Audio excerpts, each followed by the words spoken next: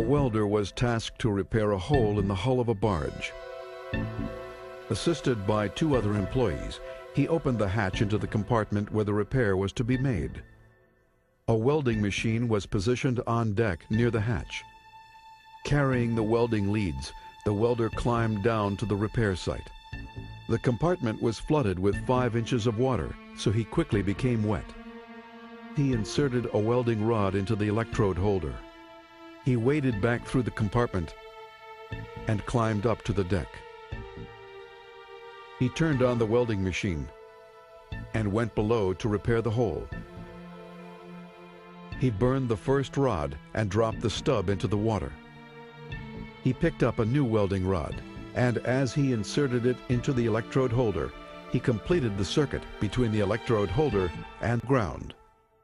Current flowed through his saturated glove, through his wet body, out his submerged steel-toed shoes, and into the steel deck he was standing on.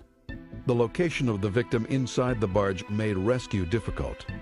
Because no rescue equipment was available at the job site, the fire department was called. They were not trained in confined space rescue. Upon arrival, they found that the victim was beyond resuscitation.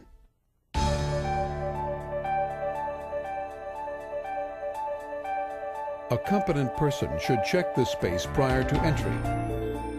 The water in the space should have been pumped out, or a board should have been placed above the water for the welder to stand on. Do not weld while standing in water.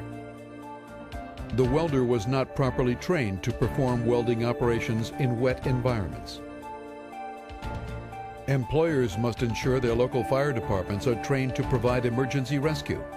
If not, arrangements should be made with other parties to provide this service, or employers need to develop their own in-house rescue team. Open access holes in decks should be adequately guarded to prevent employees from accidentally falling down them.